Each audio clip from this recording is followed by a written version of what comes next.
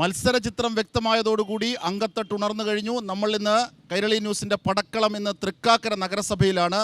23,576 വാർഡുകൾ. ആ വാർഡുകളിലെ സ്ഥാനാർത്ഥികളാകുന്നു. മത്സരം ഉണരുന്നു, അങ്കത്തട്ട് ഉണരുന്നു. ഇതാ തൃക്കാക്കര ജനതയ്ക്ക് എന്താണ് പറയാനുള്ളതെന്ന് നമുക്ക് നോക്കാം. ഇന്ന് നമ്മളുടെ അതിഥികളെ നമുക്കൊന്ന് പരിചയപ്പെടാം. പടക്കളത്തിലുള്ള ആദ്യം ഇടതുപക്ഷത്തെ പ്രതിനിധീകരിച്ച് അഡ്വക്കേറ്റ് TV അനിത, UDF പ്രതിനിധീകരിച്ച് ഷാജി വാഴക്കാല, NDA പ്രതിനിധീകരിച്ച് അഡ്വക്കേറ്റ് P കൃഷ്ണദാസ്. 23,576 വാർഡുകൾ, എല്ലായിടവും സ്ഥാനാർത്ഥികളായി. പക്ഷേ 3012 എല്ലായിടത്തും സ്ഥാനാർത്ഥികളെ നിർത്തുമെന്ന് പറഞ്ഞ BJP 3012 BJPക്ക് സ്ഥാനാർത്ഥികളില്ല. അത് UDF BJP അലയൻസിൻ്റെ ഭാഗമാണ്, അടിത്തട്ടിലെ അലയൻസിൻ്റെ ഭാഗമാണെന്നാണ് പ്രധാന ആരോപണം. ഉടനെ നമുക്ക് തുടങ്ങാം. കേരളത്തിലാകെയുള്ള വാർഡുകളുടെ എണ്ണം 23,505 അതിൽ NDA സ്ഥാനാർത്ഥികളുള്ളത് 21,065. 90% സീറ്റുകളിലാണ് സ്ഥാനാർത്ഥികളുള്ളത്. BJP സ്ഥാനാർത്ഥികൾ 3012 സ്ഥാനാർത്ഥികളില്ല എന്നാണ് ഞാൻ വരാം. BJP സ്ഥാനാർത്ഥികൾ 19,418. NDAയുടെ മറ്റ് ഘടകകക്ഷികൾ 378. NDAയുടെ ഇൻഡിപെൻഡൻസ് 816. എന്ന് പറഞ്ഞാൽ കേരളത്തിൽ മത്സരിക്കുന്ന ത്രിതല പഞ്ചായത്ത് സംവിധാനങ്ങളിൽ ഏറ്റവും കൂടുതൽ സ്ഥാനാർത്ഥികളെ ഒരു രാഷ്ട്രീയ പാർട്ടി എന്ന നിലക്ക് ഒറ്റക്ക് മത്സരിപ്പിക്കുന്നത് BJPയാണ്. 19,418 സ്ഥാനാർത്ഥികൾ. മറ്റൊരു പാർട്ടിയുടെയും പാർട്ടി ചിഹ്നത്തിൽ ഇത്രയധികം സ്ഥാനാർത്ഥികൾ മത്സരിക്കുന്ന ഒരു ഒറ്റക്കുള്ള രാഷ്ട്രീയ പാർട്ടി കേരളത്തിൽ ഇന്ന് വേറെ മത്സരിക്കുന്നില്ല. എന്നിട്ട് 2012 സ്ഥാനാർത്ഥികളില്ലാത്ത എന്തുകൊണ്ട്? അല്ല, നിരവധി സ്വതന്ത്ര സ്ഥാനാർത്ഥികൾ, അതുപോലെ മറ്റ് സ്ഥാനാർത്ഥികൾ എന്ന് പറഞ്ഞാൽ സ്വതന്ത്ര ചിഹ്നമുള്ള സ്ഥാനാർത്ഥികൾ, അങ്ങനെയുള്ള ആളുകൾ പല വാർഡുകളിലും മത്സരിക്കുമ്പോൾ ഇതൊരു രാഷ്ട്രീയ തെരഞ്ഞെടുപ്പല്ലേ. അതൊരു രാഷ്ട്രീയം എന്ന നിലയ്ക്ക് അതിനെ കാണേണ്ടതുള്ളൂ. ഈ UDF പ്രതിനിധി ഷാജി വാഴക്കാല, അതായത് തൃക്കാക്കര നഗരസഭയെ സംബന്ധിച്ച് അടുത്ത് കൊച്ചി നഗരസഭയുണ്ട്, കൊച്ചി കോർപ്പറേഷനുണ്ട്. അവിടെയൊക്കെ മാലിന്യ പ്രശ്നങ്ങൾ പരിഹരിക്കുന്നു. ബ്രഹ്മപുരം പോലെയുള്ള സംഭവങ്ങൾ വലിയ മാതൃകാപരമായി രാജ്യത്ത് തന്നെ വലിയ ചർച്ച ചെയ്താണ് വിവാദങ്ങളിലൂടെ. പക്ഷേ അത് മാതൃകാപരമായി പരിഹരിക്കുന്നു. പക്ഷേ ഇപ്പോഴും തൃക്കാക്കരയിലെ മാലിന്യ പ്രശ്നം പരിഹരിക്കാൻ ആയിട്ടില്ല. UDF എറണാകുളം ജില്ലയിലെ ഭൂരിഭാഗം മുനിസിപ്പാലിറ്റികളും ബ്രഹ്മപുരത്തേക്കാണ് അവരവരുടെ മാലിന്യങ്ങൾ കൊണ്ടുപോയിരുന്നത്. അതാരുടെയും ഔദാര്യമല്ല. നഗരസഭ ഒരു ലോഡിന് 900 രൂപ കോർപ്പറേഷന് നൽകുമായിരുന്നു. ഇടതുപക്ഷ ജനാധിപത്യ മുന്നണിയുടെ മേയർ കോർപ്പറേഷനിൽ ഭരണം നടത്തിയപ്പോൾ പണ്ട് നാട്ടുരാജാക്കന്മാരുടെ ഒരു സമീപനം അവരും സ്വീകരിച്ചു. അശാസ്ത്രീയമായ മാലിന്യ സംസ്കരണവും അതിൻ്റെ തീരുമാനവും ഒക്കെ കൊണ്ട് 1-2 പ്രാവശ്യം അവിടെ കത്തുപിടിക്കുകയുണ്ടായി, തീ പിടിക്കുകയുണ്ടായി. ആരോടും ആലോചിക്കാതെ, രാഷ്ട്രീയത്തിലും ഒരു ജനാധിപത്യ മര്യാദയുണ്ട്. അത്തരം മര്യാദകൾ പാലിക്കാതെ തന്നെ ഏകപക്ഷീയമായ ഒരു തീരുമാനം കോർപ്പറേഷൻ എടുത്തു. ആരും ഇങ്ങോട്ട് അവരവരുടെ മാലിന്യവും കൊണ്ട് കടന്നു വരരുത് എന്നാണ്. ആ തീരുമാനത്തിൻ്റെ അടിസ്ഥാനത്തിലാണ് താങ്കൾ പ്രതിപാദിച്ച നഗരസഭയുടെ മാലിന്യ വിഷയം ഉയർന്നു വന്നത്. ഞങ്ങൾ അഭിമാനപൂർവ്വം പറയുന്നു. ഞാൻ പറഞ്ഞു തീരുന്നില്ല. അപ്പോൾ കൊച്ചിൻ കോർപ്പറേഷൻ ആ തീരുമാനമെടുത്തപ്പോൾ ഈ പ്രദേശത്തുള്ള മുഴുവൻ മുനിസിപ്പാലിറ്റികൾ വലിയ വിഭ്രാന്തിയിലായി. പക്ഷെ ഞങ്ങളെടുത്തൊരു തീരുമാനം, ലക്ഷക്കണക്കിന് രൂപ നഗരസഭയ്ക്ക് നഷ്ടമാണെങ്കിൽ പോലും തൃക്കാക്കരയിലെ ജനങ്ങളുടെ മനസ്സറിയുന്ന ഒരു ഭരണസമിതിയാണ്. ഞങ്ങൾ ആ തീരുമാനമെടുത്തതൊരു പ്രൈവറ്റ് കമ്പനിയെ വിളിച്ചു വരുത്തി നഗരസഭയുടെ മാലിന്യം അവരെ കൊണ്ട് എടുത്തു എന്ന് മാത്രമല്ല, വളരെ കൃത്യമായി ഇന്ന് വരെ അത് നടക്കുകയാണ്. പിന്നെ ഈ ആരോപണം ഉന്നയിക്കുന്നത് വളരെ ആസൂത്രിതമാണ്. ഇല്ലല്ലോ, എവിടെയുള്ളത്? വിവിധ മാധ്യമങ്ങളിൽ വന്ന വാർത്തയും വിഷ്വൽസും ഫോട്ടോയും ഒക്കെയാണ് ഞാൻ താങ്കളോട് ചൂണ്ടിക്കാണിച്ചത്. തൃക്കാക്കരയിലെ മാലിന്യ പ്രശ്നം പോട്ടെ, താങ്കൾക്കത് അഡ്മിറ്റ് ചെയ്യാൻ വയ്യെങ്കിൽ ഓക്കെ. ശ്രീമതി അനിത, ഏറ്റവും പ്രധാനപ്പെട്ടൊരു വിഷയം ഇന്ന് ജനക്ഷേമം, 2000 രൂപ പെൻഷൻ, ഇതടക്കം ലൈഫ് പദ്ധതികൾ, ഇങ്ങനെയുള്ളൊരു വികസനങ്ങളാണ് തദ്ദേശ സ്വയംഭരണ തെരഞ്ഞെടുപ്പിൽ നിങ്ങൾ മുമ്പോട്ട് വെക്കുന്നത്. തൃക്കാക്കരയിൽ നിന്ന് തുടങ്ങിയാൽ UDFൻ്റെ ഈ അവകാശവാദം. ഒന്ന് BJPയുടെ പ്രതിനിധി ഇവിടെ ഒരു കാര്യം സൂചിപ്പിച്ചു. നമ്മളിപ്പോൾ 3012 വാർഡുകളിലേക്ക് BJPക്ക് സ്ഥാനാർത്ഥിയില്ല. ഇപ്പോൾ CPM ഒരു പ്രത്യേക ഇടതുപക്ഷ സംവിധാനത്തിലാണ് മത്സരിക്കുന്നത്. പൂർണ്ണമായിട്ട് എല്ലാ സീറ്റിലും CPMൻ്റെ സ്ഥാനാർത്ഥികളെ നിർത്തണമെങ്കിൽ കേരളത്തിൽ CPMന് അതിന് സ്വാധീനമുണ്ട്. പക്ഷേ ഇടതുപക്ഷ ജനാധിപത്യ മുന്നണി എന്നുള്ള സംവിധാനത്തിൽ മത്സരിക്കുമ്പോൾ സംവിധാനത്തിൽപ്പെട്ട രാഷ്ട്രീയ പാർട്ടികളെ പരിഗണിക്കുന്നതിൻ്റെ ഭാഗമായി എല്ലാ സീറ്റുകൾക്കകത്തും നിർത്താനായിട്ട് ഇടതുപക്ഷത്തിനായിട്ടുണ്ട്. അപ്പോൾ ഈ കേരളത്തെ പിടിക്കുമെന്ന് പറഞ്ഞ് തെരഞ്ഞെടുപ്പിനെ നേരിടുന്ന ഒരു രാഷ്ട്രീയ പ്രസ്ഥാന മുന്നണിയാണ് പറയുന്നത് ഘടകകക്ഷികളുടെ ഒരു സ്വാധീനം ഇല്ലായ്മ കൊണ്ടാണ് ഞങ്ങൾക്ക് നിർത്താൻ കഴിയാതിരുന്നതെന്നാണ്. ഘടകകക്ഷികൾ സ്ഥാനാർത്ഥികൾ നിർത്തിയില്ലെങ്കിൽ ഈ പറയുന്ന BJP എന്ന് പറയുന്ന ഇന്ത്യയിലെ ഏറ്റവും വലിയ രാഷ്ട്രീയ പ്രസ്ഥാനമെന്ന് പറയപ്പെടുന്ന രാഷ്ട്രീയ പാർട്ടിക്ക് അവിടെ സ്ഥാനാർത്ഥികൾ നിർത്തേണ്ടതില്ല എന്നുള്ളൊരു ചോദ്യം ഈ സന്ദർഭത്തിൽ ചോദിക്കുകയാണ്. രണ്ടാമത് മാലിന്യവുമായി ബന്ധപ്പെട്ടുകൊണ്ടാണ്. ഇപ്പോൾ ലോകശ്രദ്ധേയമായ നിലയിൽ ബ്രഹ്മപുരം മാലിന്യ പദ്ധതി അത് നടപ്പിലാക്കി ലോകത്തിൻ്റെ വിവിധ ഭാഗങ്ങളിലേക്ക് വളമടക്കമുള്ള ഉൽപ്പന്നങ്ങൾ ഉൽപ്പാദിപ്പിച്ച് അയക്കുന്ന ഒരു കോർപ്പറേഷനാണ് കൊച്ചിൻ കോർപ്പറേഷൻ. ആ നിലയിൽ മാതൃകാപരമായി കൊച്ചിൻ കോർപ്പറേഷൻ മാലിന്യ സംസ്കരണത്തിൽ ഇടപെട്ടു. ഇപ്പോൾ തൃക്കാക്കര നഗരസഭ അതുമായി ബന്ധപ്പെട്ടുകൊണ്ട് കാര്യമായി ഒന്നും ചെയ്യാത്തതിന് പോലും ഇപ്പോൾ കോർപ്പറേഷൻ ചെയ്ത നല്ലതിനെ പഴിക്കുന്ന ഒരു രീതി ശരിയല്ല. ഏത് നിലയിലായാലും ഇപ്പോൾ നമ്മൾ ചെന്ന് നോക്കിയാലും മാലിന്യം കാണും. അപ്പോൾ പൂർണ്ണമായിട്ടും മാലിന്യം ഏത് വിധത്തിലായാലും അത് എന്ത് നിലപാട് നിങ്ങൾ സ്വീകരിക്കുന്നു എന്നുള്ളത് രണ്ടാമത്തെ കാര്യം. പക്ഷെ മാലിന്യം അവിടെ നിന്ന് പൂർണ്ണമായി നീക്കം ചെയ്യേണ്ട ഉത്തരവാദിത്വമുണ്ട്. അതിൽ നിങ്ങൾ വിജയിച്ചോ എന്ന ചോദ്യത്തിന് വിജയിച്ചില്ല എന്ന് പരസ്യമായി പൊതുസമൂഹം പറഞ്ഞാൽ അതിനെ എതിർക്കാൻ കഴിയുമോ? മൂന്നാമത്തെ കാര്യം ജനക്ഷേമ പ്രവർത്തനങ്ങളുമായി ബന്ധപ്പെട്ടുകൊണ്ടാണ്. കേരളത്തിൽ ഞങ്ങൾ ഉറച്ചു വിശ്വസിക്കുന്നു ഈ വരുന്ന തദ്ദേശ സ്വയംഭരണ സ്ഥാപന തെരഞ്ഞെടുപ്പിൽ ജനക്ഷേമകരമായ പ്രവർത്തനങ്ങൾ മുന്നോട്ട് വെച്ചുകൊണ്ട് ഇവിടെ സൂചിപ്പിച്ച പെൻഷൻ 2000 രൂപ വർദ്ധിപ്പിച്ച് 2000 രൂപയാക്കി മാറ്റിയത് 35 വയസ്സിനും 60 വയസ്സിനും ഇടയിലുള്ള സ്ത്രീകൾക്ക് IAY അതുപോലെ തന്നെ പിന്നെ ആ വിഭാഗത്തിൽപ്പെട്ട സ്ത്രീകൾക്ക് 1000 രൂപ കൊടുക്കാൻ തീരുമാനിക്കുന്നത്, അതുപോലെ തൊഴിൽ നൈപുണ്യയുടെ ഭാഗമായി 1000 രൂപ ചെറുപ്പക്കാർക്ക് കൊടുക്കാൻ തീരുമാനിക്കുന്നത് ഒക്കെ തന്നെ അതൊരു ജനക്ഷേമത്തിൻ്റെ പ്രധാനപ്പെട്ട ഭാഗമായിട്ടാണ് കാണുന്നത്. ഇത് കേരളത്തിലെ ജനങ്ങൾക്ക് അനിവാര്യമാണ്. അത് വളരെ കർശനമായി നടപ്പിലാക്കും.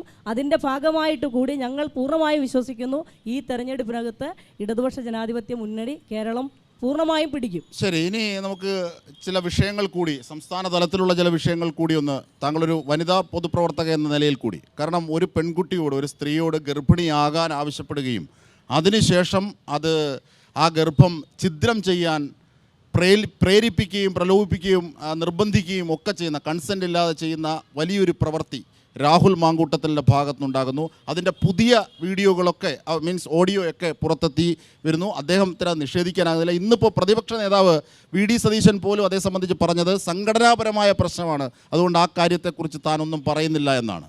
അതാണോ ഒരു നിലപാട് വേണ്ടത്? അത് കേൾക്കുന്ന മനുഷ്യർക്ക് തോന്നുന്നത് ഒരു സംഘടനാപരമായ പ്രശ്നമാണോ? ഒരു പെൺകുട്ടിയോട് പ്രണയാഭ്യർത്ഥന നടത്തുന്നു, ആ പെൺകുട്ടിയുമായിട്ട് മറ്റു ബന്ധങ്ങൾ സ്ഥാപിക്കുന്നു, ആ പെൺകുട്ടി ഗർഭിണിയാകുന്നു, ആ പെൺകുട്ടിയെ അബോർഷൻ നിർബന്ധിക്കുന്നു. അപ്പോൾ അത്തരത്തിലുള്ള കാര്യങ്ങൾ ഒരു പെൺകുട്ടിയെ മാത്രമല്ല പല പെൺകുട്ടികളെന്നാണ് പുതിയ വാർത്തകളെല്ലാം വരുന്നത്. ആ നിലയിൽ ഒരു ക്രിമിനൽ കുറ്റം ചെയ്തിട്ടുള്ള ആളെ ഇത്തരത്തിൽ വെളുപ്പിക്കേണ്ട കാര്യമുണ്ടോ? എന്ത് ധാർമ്മികതയാണ് കേരളത്തിൽ കോൺഗ്രസിനുള്ളത്? എന്ത് ധാർമ്മികതയാണ്? ആ സ്ഥാനത്ത് നിന്ന് മാറ്റി നിർത്തിയാൽ പോരാ. സ്ഥാനത്ത് മാറ്റി നിർത്തുക എന്നുള്ളത് രാഷ്ട്രീയമാണ്. മാറ്റി നിർത്തണമോ വേണ്ടയോ എന്നുള്ളത് അവരുടെ ധാർമ്മികതയ്ക്ക് അനുസരിച്ച് അവർ ചെയ്യട്ടെ. പക്ഷെ ഒരു ധാർമ്മികത വേണ്ടേ?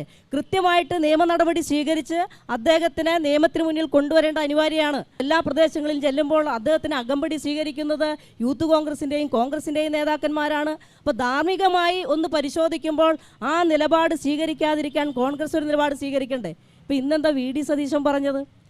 ഞങ്ങൾ നടപടിയൊക്കെ സ്വീകരിച്ചു. എന്ത് നടപടിയാണ്? പൊതുജനത്തെ കഴുതയാക്കുകയാണ്. പ്രത്യേകിച്ച് ആ പെൺകുട്ടിയോട് അവരുടെ കുടുംബത്തോട് കാണിക്കുന്ന വലിയൊരു അനീതിയും ഇതിനകത്ത് ഉണ്ട് എന്ന് നമ്മൾ ബോധ്യപ്പെടേണ്ടതായിട്ടുണ്ട്. ഈ കേരളീയ സമൂഹത്തിലെ സഹോദരന്മാർ, അച്ഛന്മാർ, അമ്മമാർ, ഇതുപോലുള്ള സ്ത്രീകൾ, അവർക്കൊക്കെ ഇത്തരം കാര്യങ്ങൾക്കുണ്ടാകുന്ന പ്രയാസങ്ങളെ സംബന്ധിച്ച് എന്താണ് ആലോചിക്കാത്തത്? സ്വന്തം മകൾക്ക്, സ്വന്തം സഹോദരിക്ക് ഇത്തരത്തിലുള്ള പ്രയാസങ്ങൾ ഉണ്ടാകുമ്പോൾ നമ്മുടെ മനുഷ്യർക്കുണ്ടാകുന്ന വികാരങ്ങളുണ്ടല്ലോ, വിഷമങ്ങളുണ്ടല്ലോ, ഇത്തരം കാര്യങ്ങളെ കൂടി ധാർമ്മികമായി കോൺഗ്രസ് പരിഗണിക്കേണ്ടതല്ലേ? അപ്പോൾ തീർച്ചയായിട്ടും ആ സ്ഥാനത്തിരിക്കാൻ രാഹുൽ മാങ്കൂട്ടത്തിൽ അർഹനല്ല. ഒരു ക്രിമിനൽ ഒഫൻസ് അദ്ദേഹം ചെയ്തിട്ടുണ്ട്. ഏത് ധാർമ്മികതയുടെ പേരിലായാലും അതിനെ VD സതീശനെ പോലെയുള്ള ആളുകൾ, പ്രതിപക്ഷത്തിൻ്റെ പ്രധാനപ്പെട്ട നേതാവാണ്, അദ്ദേഹം ന്യായീകരിക്കുന്നത് ശരിയല്ല എന്നാണ് എൻ്റെ അഭിപ്രായം. തീർച്ചയായും. ശ്രീ വാഴക്കല, ഏറ്റവും പ്രധാനപ്പെട്ട മറ്റൊരു വിഷയം എന്നത് ഈ മതരാഷ്ട്രവാദികളുമായുള്ള UDFൻ്റെ കോൺഗ്രസിൻ്റെ കൂട്ടുകെട്ടാണ് ഏറ്റവും പ്രധാനപ്പെട്ട വിഷയം. അത് ഈ സമസ്ത കേരള ജമിയത്തുൽ ഉലമയിലെ 2 വിഭാഗങ്ങളും, അതായത് AP, EK വിഭാഗങ്ങളടക്കം ഇതിനകത്ത് വലിയ പ്രതിഷേധവുമായി രംഗത്തെത്തി. അവർ മതരാഷ്ട്രവാദികളാണ്, അവർ മതത്തെപ്പോലും നശിപ്പിക്കാൻ നുഴഞ്ഞു കയറുന്നവരാണ് ഇത്തരത്തിൽ. എന്നിട്ടും ഒരു കരുതലുമില്ലാതെ UDF എങ്ങനെയാണ് ഒരു സഖ്യകക്ഷിയുടെ സ്വഭാവത്തിൽ ഈ മതരാഷ്ട്രവാദികളുമായി അടുപ്പം വെക്കുന്നത്? അതൊരു വലിയ ചർച്ചയാണ് ഈ തെരഞ്ഞെടുപ്പിൽ. ഞാൻ അതിലേക്ക് വരുന്നതിന് മുൻപ് രാഹുൽ മാങ്കൂട്ടത്തിൽ ഇന്ന് കോൺഗ്രസിൽ അംഗമല്ല. ഞാനതിനെക്കുറിച്ച് മറുപടിയും പറയുന്നില്ല. അദ്ദേഹത്തെ സസ്പെൻഡ് ചെയ്തു. കേരള പ്രദേശ് കോൺഗ്രസ് കമ്മിറ്റിയും പ്രതിപക്ഷ നേതാവും കൃത്യമായി പറഞ്ഞിട്ടുണ്ട്. മുകേഷ് എന്ന് പറഞ്ഞൊരു MLA നിയമസഭയിൽ ഇപ്പോഴും ജീവിച്ചിരിപ്പുണ്ടല്ലോ അല്ലേ? എം വിൻസെന്റ് ഉണ്ട്. അല്ല ഉണ്ടല്ലോ അല്ലേ? എം വിൻസെന്റ് ഉണ്ട്. അല്ല ഞാൻ ചോദിച്ചത് ഇതായി കുഴപ്പം. ഞാൻ വളരെ കൃത്യമായി കേട്ടിരുന്നല്ലോ. ഞാൻ വളരെ കൃത്യമായി പറഞ്ഞപ്പോൾ കേട്ടിരുന്നല്ലോ. ഇതാണ് ഈ കുഴപ്പം. നിങ്ങൾ അതിൽ നിന്ന് മാറ്റിയെടുത്താൻ തയ്യാറാണോ? ശരി, അല്ല അതൊരു പോയിന്റ് ഓഫ് ഓർഡർ പോലെ കൂട്ടി ഞാൻ പറഞ്ഞത് ഞാൻ എം വിൻസെന്റിന്റെ കാര്യം നിങ്ങൾ ആവർത്തിച്ചു. ഞാൻ ചോദിച്ചത് മുകേഷാണ്. അപ്പോൾ മുകേഷ് കേരളത്തിന്റെ നിയമസഭയിൽ ഒരു ഉളുപ്പുമില്ലാതിരിക്കുവാണ്. ബാക്കി പറയാനാണെങ്കിൽ നമുക്ക് നാളെ നേരം വെളുക്കണവരെ ചർച്ച ചെയ്താലും തീരൂല. സ്വപ്നയെക്കുറിച്ചും പണം വന്ന ബാഗും ഒക്കെ ചർച്ച ചെയ്താൽ ഒരു കേസ് വന്നാൽ അത് ഒരു ദിവസം. അദ്ദേഹം വക്കീലും കൂടെയാണ്. ഇപ്പോഴത്തെ വക്കീലുണ്ട്.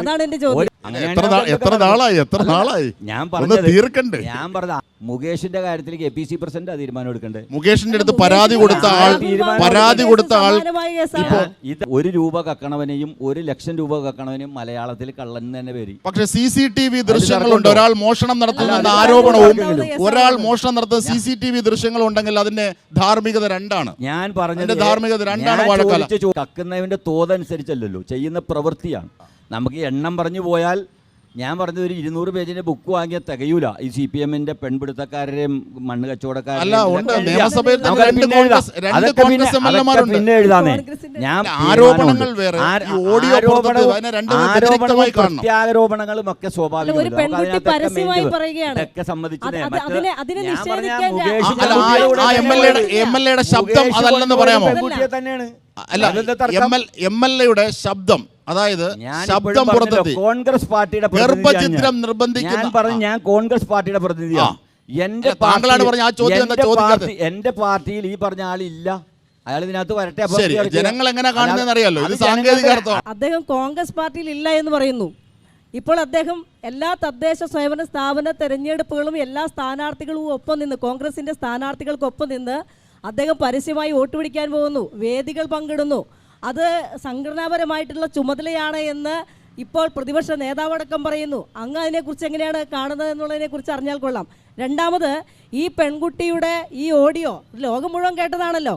ആ ശബ്ദരേഖ അത് തെറ്റാണ് എന്ന്, അത് ഞാനല്ല എന്ന് പറയാൻ ഏതെങ്കിലും ഘട്ടത്തിൽ രാഹുൽ മാങ്കൂട്ടം തയ്യാറായിട്ടുണ്ടോ? അപ്പോൾ മുകേഷിൻ്റെ കേസിനെ ഇതിനെയൊക്കെ സാമാന്യവൽക്കരിച്ച് പറയുന്നത് ശരിയാണോ? ശരി, അത് തീർച്ചയായും. താങ്കൾ ഈ മതരാഷ്ട്രവാദം അവരുമായിട്ടുള്ള കൂട്ടുകെട്ടിനെ സംബന്ധിച്ച് അത് അഡ്രസ്സ് ചെയ്തില്ല. താങ്കൾ രാഷ്ട്രീയത്തിൽ മതരാഷ്ട്രവാദം ഉയർത്തുന്ന ഒരു പാർട്ടി CPM ആണോ എന്ന് എനിക്കറിയില്ല. CPM ആണോ? മതരാഷ്ട്രവാദം ഉന്നയിക്കുന്ന ആളുകളൊക്കെ ഇവിടെ വേറെ ഉണ്ട്. ഞങ്ങളെ സംബന്ധിച്ചിടത്തോളം ഞങ്ങൾക്ക് വളരെ കൃത്യമായ നിർദ്ദേശങ്ങളും കൃത്യമായ തീരുമാനങ്ങളുമുണ്ട്. ആരുടെ കൂടെ കൂടണം? PDP-യുടെ ചരിത്രം നിങ്ങളൊന്ന് പരിശോധിച്ച് ഏത് കാലഘട്ടത്തിൽ എവിടെയാ PDP നിന്നിരുന്നത്? നിങ്ങൾ ചോദിച്ചത് അതൊക്കെ ഇതിനകത്ത് വരുന്നത്. നിങ്ങൾ പറയുന്നു ഈ തദ്ദേശ സ്വയംഭരണ തെരഞ്ഞെടുപ്പിൽ ആന്റി ഇൻകംബൻസീവ് ഭരണവിരുദ്ധ വികാരം അടക്കമുള്ളവയുണ്ട്. നിങ്ങൾക്ക് സുഖമായി ജയിച്ചു പോകാനുള്ള കോൺഫിഡൻസ്, ആത്മവിശ്വാസമുണ്ട് ഉണ്ട് എന്ന് നിങ്ങൾ പറയുന്നു. അങ്ങനെയാണ് എങ്കിൽ എന്തിനാണ് നിങ്ങളിലൊരു പുതിയ സഖ്യകക്ഷിയെ കൂട്ടി, അതും മതരാഷ്ട്രവാദം പറയുന്നവരെ കൂട്ടുന്നത്? മുസ്ലിം സമൂഹത്തിലെ തന്നെ 90% മുസ്ലിങ്ങളെയും പ്രതിനിധീകരിക്കുന്ന പണ്ഡിത സഭകൾ ഇതിനെതിരായി രംഗത്തെത്തി. മതരാഷ്ട്രവാദികളുമായുള്ള കൂട്ടുകെട്ട്, ജമാഅത്തെ ഇസ്ലാമിയുമായുള്ള കൂട്ടുകെട്ടിനെതിരെ രംഗത്തെത്തി. ഇന്നും ഇതാ AP അബൂബക്കർ വിഭാഗത്തിൻ്റെ ആൾക്കാർ അതിനെതിരെ ലേഖനം എഴുതിയിട്ടുണ്ട് നിങ്ങൾക്കെതിരെ. ഇങ്ങനെയൊക്കെയുള്ളൊരു ഘട്ടമുണ്ട്. ആ ഘട്ടത്തിൽ എന്തിന് നിങ്ങൾ ഇത്ര കോൺഫിഡൻസ് ഉണ്ടെങ്കിൽ മതരാഷ്ട്രവാദികളുമായി കൂട്ടുകെട്ടുന്നു? ഞങ്ങൾ ഈ രാജ്യത്ത് ജനാധിപത്യം, മതേതരത്തെ വിശ്വസിക്കുന്ന ആരെയും ഞങ്ങൾ ഒഴിവാക്കി നിർത്താറില്ലല്ലോ ഒരു കാലഘട്ടത്തിലും. അല്ല, ഞാൻ പറഞ്ഞു ഇതിനകത്ത് ഞങ്ങൾക്കൊരു വീക്ഷണവും ഒരു കാഴ്ചപ്പാടും ഉണ്ടല്ലോ. എല്ലാ വിഭാഗങ്ങളും. ഇസ്ലാമിക്ക് മതരാഷ്ട്രവാദം ഇപ്പോഴും ഉണ്ടോ ഇല്ലയോ? അവരോട് ചോദിക്കണം. അവരുടെ പാർട്ടിയായ വെൽഫെയർ പാർട്ടിയുമായാണ് നിങ്ങൾ. ഞാൻ പറഞ്ഞത് വെൽഫെയർ പാർട്ടിയുടെ സ്ഥാനാർത്ഥിക്ക് വേണ്ടി ഞങ്ങൾ കൊടുക്കുന്ന പാർട്ടിയുടെ പേര് ഭാരതീയ ജനതാ പാർട്ടി എന്താ കുഴപ്പം? അവരുടെ പ്രവൃത്തിയും അവരുടെ തീരുമാനവും കുഴപ്പം. പാർട്ടിക്ക് എന്താ കുഴപ്പം? BJPക്ക് പ്രശ്നമില്ല. പാർട്ടിക്ക് പ്രശ്നമില്ലെന്ന്. BJP എന്ന പാർട്ടിയല്ല, അതിലുള്ള അവരുടെ ആശയവും അവരുടെ നടപ്പിലാക്കുന്ന പ്രക്രിയയെ കുറിച്ചാണ് ആളുകൾക്ക് എതിർപ്പ്. അപ്പോൾ അവരുടെ പ്രവൃത്തിയിൽ മാത്രമേ ഉള്ള ആശയത്തിൽ നിങ്ങൾക്ക് വിയോജിപ്പില്ല. CPM-നെ കുറിച്ച് ആർക്കാ എതിർപ്പ്? CPM-ന്റെ പ്രവൃത്തിയും അവരുടെ കാഴ്ചപ്പാടിനും BJP തീർച്ചയായും അങ്ങനെയാണ്. ഭാരതീയ ജനതാ പാർട്ടിയുടെ ആശയങ്ങൾ അംഗീകരിക്കാത്ത ഒരു രാഷ്ട്രീയ പാർട്ടിയാണ് ഞങ്ങൾ. നേതാവ് പറയുന്നു നിങ്ങൾക്ക് പറഞ്ഞത് വിയോജിപ്പില്ലെന്ന്. ഞാൻ പറഞ്ഞത് എന്താ, ഭാരതീയ ജനതാ പാർട്ടിയുടെ പാർട്ടിയല്ലല്ലോ, അവരുടെ ഉള്ളിലുള്ള പ്രവർത്തനവും അവരുടെ തീരുമാനവും നയത്തെയാണ് നമ്മൾ എതിർക്കുന്നത്. കോൺഗ്രസ് പാർട്ടിയുടെ നയത്തേലെ ആളുകൾ എതിർക്കുന്നത്, അല്ലാതെ പാർട്ടിയാണ് ശരി, താങ്കൾ CPM എന്ന പാർട്ടി കാണിക്കുന്ന പോലെയാണോ നിലപാടിലല്ലേ നമ്മൾ അത് തന്നെ ഞങ്ങളെ സംബന്ധിച്ചിടത്തോളം ഞങ്ങൾ ഒരു വർഗീയവാദികളുമായിട്ടും ഒരു കോംപ്രമൈസും ഇല്ലാത്ത പാർട്ടി. KT ജെയിംസ് എന്ന KPCCയുടെ ഭാരവാഹിയുടെ ഓഡിയോ കൈരളി ന്യൂസ് അടക്കം വിവിധ മാധ്യമങ്ങൾ പുറത്തുവിട്ടു. പ്രവീൺ കുമാർ എന്ന നിങ്ങളുടെ കോഴിക്കോട്ടെ DCC പ്രസിഡന്റിനോട് സംസാരിക്കുന്നത് ഇന്ന സ്ഥാനങ്ങൾ കോർ കമ്മിറ്റിയുടെ ഭാഗമായി ഒഴിച്ചിട്ടിരിക്കുന്നത് അത് വെൽഫെയർ പാർട്ടിക്ക് വേണ്ടിയാണ്, ജമാഅത്തെ ഇസ്ലാമിയുടെ പാർട്ടിക്ക് വേണ്ടിയാണെന്ന്, ഇങ്ങനെ എത്രയോ കാര്യങ്ങൾ മുദ്രാവാക്യമല്ല, അതിലൊക്കെ നമുക്ക് മറുപടി പറയാൻ പറ്റുമോ? നിങ്ങൾക്ക് അങ്ങനെ പലതും കിട്ടുമല്ലോ. ശരി ശരി. ഇവിടെ സാർ ഒരു ചോദ്യം ചോദിച്ചു, ജമാഅത്തെ ഇസ്ലാമി ഒരു മതേതര പാർട്ടിയാണോ എന്ന്. അത് അവരോട് ചോദിക്കണം എന്നാണ് ഇവിടെ പ്രിയപ്പെട്ട കോൺഗ്രസിൻ്റെ പ്രതി പറഞ്ഞത്.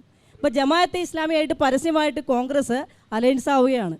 അപ്പോൾ അത് മതേതര പാർട്ടിയാണോ ജനാധിപത്യ പാർട്ടിയാണോ എന്നറിയാതെയാണോ വലിയ മതേതര പാർട്ടിയുള്ള കോൺഗ്രസ് ഈ ഒരു നിലപാട് സ്വീകരിക്കുന്നതെന്ന് അറിഞ്ഞാൽ കൊള്ളാം.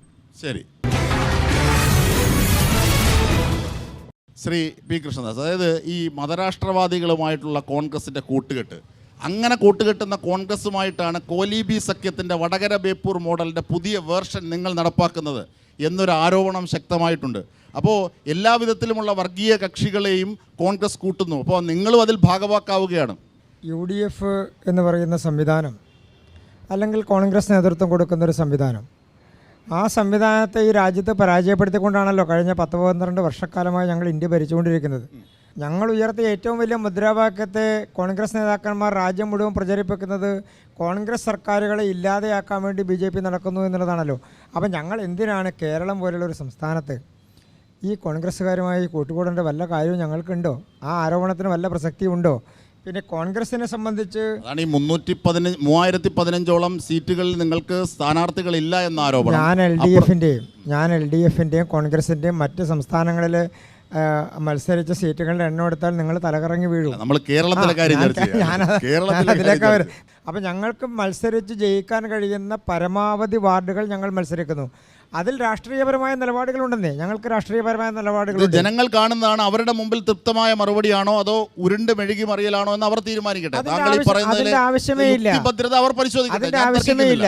ഇപ്പോൾ കഴിഞ്ഞ പാർലമെൻറ്റ് തെരഞ്ഞെടുപ്പിൽ ശ്രീ സുരേഷ് ഗോപി തൃശ്ശൂരിൽ മത്സരിക്കുമ്പോൾ കേരളത്തിലെ മലയാളത്തിലെ പല പ്രമുഖ മാധ്യമങ്ങളും അന്ന് രാവിലെ 9 മണിവരെ എഴുതി കാണിച്ച സുരേഷ് ഗോപി 3ാം സ്ഥാനത്തേക്ക് പോകുന്നു എന്നാണ്. ബീഹാറിലെ തെരഞ്ഞെടുപ്പിന്റെ റിസൾട്ടിന്റെ ദിവസം വരെ എന്താ പറഞ്ഞുകൊണ്ടിരുന്നത്? ഇതാ BJP ഇതോടുകൂടി ഇല്ലാതെയായി, രാജ്യത്ത് ഇല്ലാതെയായി.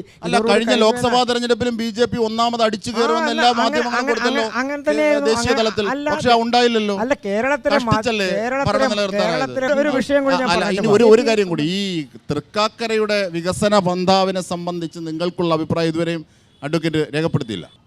ത്രിതല പഞ്ചായത്ത് തെരഞ്ഞെടുപ്പുമായി ബന്ധപ്പെട്ടുകൊണ്ട് ചർച്ച ചെയ്യപ്പെടുന്ന ഒരു പ്രധാനപ്പെട്ട വിഷയം, ത്രിതല പഞ്ചായത്ത് സംവിധാനങ്ങൾക്ക് എവിടെ നിന്നാണ് ഫണ്ട്? അജിംഷാദ്, ത്രിതല പഞ്ചായത്ത് സംവിധാനങ്ങളുടെ 50% മുതൽ 80% വരെയുള്ള ഫണ്ട് കേന്ദ്ര ഗവൺമെന്റിന്റെ വിഹിതമായി ഓരോ പദ്ധതികൾക്കും വരുന്ന ഫണ്ടാണ്. അല്ലല്ല, ത്രിതല പഞ്ചായത്ത് സംവിധാനങ്ങൾക്ക് തനത് ഫണ്ടില്ല. തനത് ഫണ്ട് വയനാട് ദുരന്തത്തിൽ പോലും ഞാൻ പറയാന്ന് അവരുടെ വരുമാനം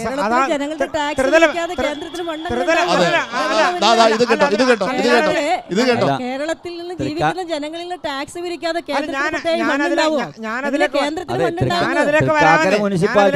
ഫണ്ടില്ല എന്ന് പറഞ്ഞാൽ പുള്ളിക്ക് ഇതിനെ കുറിച്ച് ഒന്നും അറിയില്ല. കാരണം ആരെങ്കിലും പറഞ്ഞ് കൊടുത്തത് എന്ന് പറയുമ്പോഴാണ് ഏറ്റവും കൂടുതൽ വരുമാനമുള്ള നഗരസഭ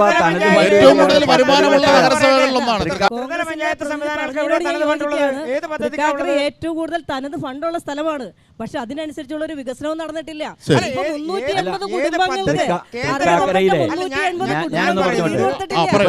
ത്രിതല പഞ്ചായത്ത് സംവിധാനങ്ങൾക്ക് കിട്ടുന്ന വരുമാനത്തിന്റെ 80%-ലധികവും ചെലവഴിക്കുന്ന അവരുടെ സാലറിയും അവരുടെ ദൈനംദിന പദ്ധതികളും നടത്തിപ്പുമായി ബന്ധപ്പെട്ടുകൊണ്ടാണ്. പണം വരുന്നത് സംസ്ഥാന ഗവൺമെന്റിന്റെയും കേന്ദ്ര ഗവൺമെന്റിന്റെയും ത്രിതല പഞ്ചായത്തുകൾക്കുള്ള വികസന പദ്ധതിയുടെ ഭാഗമായിട്ടാണ്.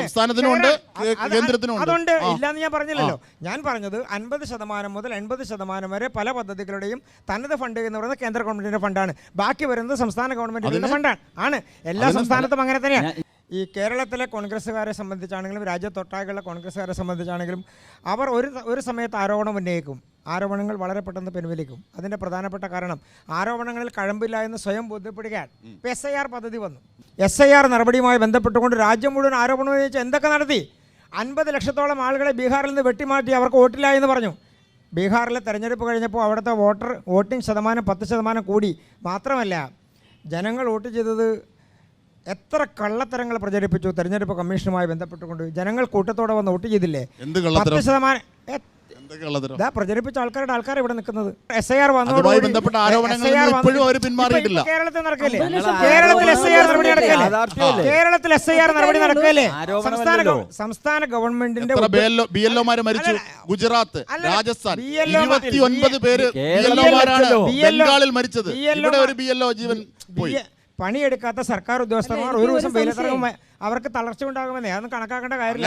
അല്ല, അവരെ അപമാനിച്ചതല്ല, ഞാൻ അവരെ അപമാനിച്ചതല്ല. ശാരീരിക അവശതകളുള്ള ആൾക്കാർക്ക് അവരുടെ ശാരീരിക അവശതകൾ ഉണ്ടാകും. അവരെ മാറ്റി നിർത്തണം. അത് സംസ്ഥാന ഗവൺമെന്റ് ഉത്തരവാദിത്തം. 90% എനുമറേഷൻ ഫോമുകളും വിതരണം ചെയ്തു എന്ന് പറയുന്നു. പക്ഷേ ലക്ഷക്കണക്കിന് ഇനിയും വിതരണം ചെയ്യാൻ കിടക്കും. ഒരുപാട് പൊരുത്തക്കേടുകളുണ്ട്. അങ്ങനെയാണെങ്കിൽ ഈ തെരഞ്ഞെടുപ്പ് ഉദ്യോഗസ്ഥന്മാർക്ക് പ്രിസൈഡിംഗ് ഓഫീസറായിട്ട് ഇരിക്കാൻ പറ്റില്ലല്ലോ. ഈ തെരഞ്ഞെടുപ്പ് ഉദ്യോഗസ്ഥന്മാർക്ക് നടപടികളുമായിട്ട് മുന്നോട്ട് പോകാൻ വേണ്ടി കഴിയില്ലല്ലോ. ഈ തദ്ദേശ സ്വയംഭരണ തെരഞ്ഞെടുപ്പിനിടയിൽ അധിക സമ്മർദ്ദമാകുമെന്നാണ് പ്രധാന വാദം. നമുക്ക് പ്രേക്ഷകരിലേക്ക് ഇന്ത്യൻ യൂണിയൻ മുസ്ലിം ലീഗിന് വർഗീയതയും തീവ്രതയും പോരാ എന്ന് പറഞ്ഞുകൊണ്ട് ഒരു പാർട്ടി അതിൽ നിന്ന് പോയിട്ടുണ്ട്, INL. അതിപ്പോൾ എവിടെ നിൽക്കണമെന്നൊന്നും അറിയാലോ അല്ലേ? അല്ല, അപ്പോൾ മുസ്ലിം ലീഗ് അല്ല, ഞാൻ INL ബാബറി മസ്ജിദ് പൊളിച്ചപ്പോൾ മുസ്ലിം ലീഗിന്റെ നിലപാട് ശരിയല്ല, അവർക്ക് തീവ്രത പോരാ എന്ന് പറഞ്ഞുകൊണ്ട് പോയൊരു പാർട്ടി. അങ്ങനെ തന്നെയാണ് ബാബറി മസ്ജിദ് പൊളിക്കാൻ നരസിംഹറാവു വരുന്നുണ്ട്. സഹായം ചെയ്തു. അതടക്കമുള്ള കാര്യങ്ങൾ ഞാൻ ചോദിച്ചത് ഇദ്ദേഹം പറഞ്ഞത് തൃക്കാക്കര നഗരസഭയ്ക്ക് ഒന്നും ചെയ്തിട്ടില്ല എന്ന് പറഞ്ഞ് ഇദ്ദേഹത്തിന് തൃക്കാക്കരെ കുറിച്ച് ഒന്നും അറിയില്ല. കാരണം ഞാൻ തൃക്കാക്കര നഗരസഭയിൽ നടപ്പിലാക്കിയ പദ്ധതികൾ ഈ വരാൻ പോകുന്ന തെരഞ്ഞെടുപ്പിൽ ജനം ചർച്ച ചെയ്യും. ഞങ്ങൾ 100% ആത്മവിശ്വാസത്തോടെ കുടിവെള്ള പദ്ധതി കേന്ദ്രത്തിന്റെ ഫണ്ടല്ലല്ലോ, കേന്ദ്രത്തിന്റെ ഫണ്ടല്ല, തനത് ഫണ്ട്. എങ്ങനെ കേന്ദ്രത്തിന്റെ ഫണ്ടാണ്? ഒന്ന്. രണ്ടാമത്, ഇദ്ദേഹത്തിന്റെ വർത്തമാനം കേട്ടാൽ 1947 ഇന്ത്യ ഉണ്ടായത് മുതൽ ഇവരുടെ അവതാരം കൊണ്ട് ഈ നാട്ടിലെ ജനങ്ങൾ ജീവിക്കുന്നു എന്നാണ്. ഇത് സെൻട്രൽ ഗവൺമെന്റും സ്റ്റേറ്റുകളുടെ കൂട്ടായ്മയാണ്. ഒരു സെൻട്രൽ ഗവൺമെന്റ് അതവർ കൊടുക്കേണ്ടതല്ലേ? ഇത് ആരെങ്കിലും വീട്ടിൽ നിന്ന് കൊണ്ടുവരികയാണോ? ആണോ? ഇത് നരേന്ദ്രമോദി വന്നപ്പോൾ ഉണ്ടായ മുനിസിപ്പാലിറ്റി അല്ല തൃക്കാക്കര, അല്ലെങ്കിൽ കേരളത്തിലെ മുനിസിപ്പാലിറ്റികളൊന്നും. ഞങ്ങൾ നഗരസഭയിൽ നടത്തിയ പദ്ധതിയുടെ ചെറിയൊരു ബ്രീഫ്. കുടിവെള്ള പദ്ധതി 5 വർഷം കൊണ്ട് നടത്തിയ പദ്ധതിയിലെ ഏറ്റവും ബൃഹത്തായ പദ്ധതിയാണ്. ഞാൻ പ്രതിദാനം ചെയ്യുന്ന ഒരു വാർഡിൽ വലിയ ഒരു കിണറുണ്ടായി. ആ കിണറിൽ നിന്നാണ് ഇന്ന് 48 ഡിവിഷനിലും കുടിവെള്ളം കൊടുക്കുന്നത്. ഇതിനു മുമ്പ് കൊടുത്ത എങ്ങനെ ടാങ്കർ ലോറികൾ വാടകയ്ക്ക് എടുത്ത് ലക്ഷക്കണക്കിന് രൂപ വാടക കൊടുത്തിരുന്നു. ഇപ്പം സ്വന്തമായി നഗരസഭ ടാങ്കർ വാങ്ങി ആളുകൾക്ക് കുടിവെള്ളം കൊടുക്കുന്നു. ഒന്ന്. രണ്ടാമത്, സമ്പൂർണ്ണമായ LED ലൈറ്റ്. ആളുകൾക്ക് എന്താ ആവശ്യം? നടക്കാനുള്ള റോഡ്, വെളിച്ചം, തട്ടി വീഴാതെ പോകാനുള്ള വെളിച്ചം, ഇത്രയും കാര്യങ്ങൾ. ജനങ്ങൾ തൃപ്തരാണല്ലോ. കടമക്കുടിയിൽ എന്താ സംഭവിച്ചത്? കോഴിക്കോട് സംഭവിച്ചതുപോലെ തന്നെ കടമക്കുടി. ഞാൻ തൃക്കാക്കരയുടെ കാര്യമുള്ളൂ. അതൊക്കെ ഇവിടെ CPM സ്ഥാനാർത്ഥി ഇല്ലല്ലോ. ഇവിടെ CPM അതൊന്നും ഞാൻ പറഞ്ഞത് നാട്ടിൽ ഇത്ര വലിയ ചർച്ച ചെയ്യേണ്ട വിഷയമല്ല. നാമനിർദ്ദേശ പത്രിക തള്ളുക എന്ന് പറഞ്ഞാൽ വലിയ പാതകം ചെയ്ത കുഴപ്പമൊന്നുമില്ലല്ലോ. അത് കൃത്യമായി ചെയ്തില്ല. അതിന്റെ വീഴ്ചകളൊക്കെ ഞാൻ പറഞ്ഞത് അതൊക്കെ എല്ലായിടത്തും ഉണ്ടല്ലോ. അത് വീഴ്ചയല്ല, അത് ഒരു രാഷ്ട്രീയ പാർട്ടിയുടെ ഉത്തരവാദിത്തം. സാഹചര്യത്തിൽ പിണറായി വിജയൻ, ഞാൻ പറഞ്ഞത് ശബരിമലയിലെ കടമക്കുടിയിലെ നോമിനേഷൻ സ്ഥാനാർത്ഥികൾ അല്ല, ഞാൻ ചോദിച്ചത് ഒരു കാര്യം ഞാൻ പറയാം. 380 വീടുകൾ ലൈഫ് പദ്ധതിയിലൂടെ നടപ്പിലാക്കാൻ തീരുമാനിച്ച 380 വീടുകൾ കൊടുത്തിട്ടില്ല. വിവരാവകാശ രേഖയാണ്. 380 വീടുകൾ ലൈഫ് നടപ്പിലാക്കിയിട്ടില്ല. വിവരാവകാശ രേഖ തെറ്റാണ്. ഒരു മനുഷ്യ വിവരാവകാശം വീടുകൾ നമ്മൾ അനുവദിച്ചു. സെൻട്രൽ ഗവൺമെന്റിന്റെ 2 ലക്ഷവും സ്റ്റേറ്റ് ഗവൺമെന്റിന്റെ 1.5 ലക്ഷവും നഗരസഭയുടെ 50 ലക്ഷം 4 ലക്ഷം കൊടുക്കണം. ഞങ്ങൾ റെഡിയല്ലേ? ബാക്കി കാശ് എവിടെ? വിവരാവകാശ രേഖ എവിടെ? പദ്ധതിയിലെ കാര്യം പറയാം. ലൈഫും PMRYയും രണ്ടും ഒരുമിച്ച് കൊടുക്കുക. ഞാൻ അതിന്റെ ഫിഗർ പറഞ്ഞു എന്നേ ഉള്ളൂ. ശരി, തീർച്ചയായും.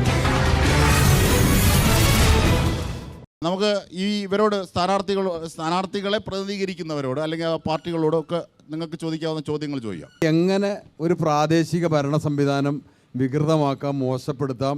ഈ കേരളത്തിൽ ഇതേപോലെ ഒരു സംവിധാനമില്ല എന്നുള്ളതാണ് തൃക്കാക്കര മുനിസിപ്പാലിറ്റി. കുടിവെള്ളത്തിൻ്റെ കാര്യം പറഞ്ഞു. 987 സഖാവ് വിശ്വനാഥ മേനോൻ മന്ത്രിയായിരുന്നപ്പോഴാണ് ഈ തൃക്കാക്കര മുനിസിപ്പാലിറ്റി ഓലിമോള് ജുമാ മസ്ജിദിനടുത്തൊരു ഓവർ ഹെഡ് ടാങ്ക് പണിത്.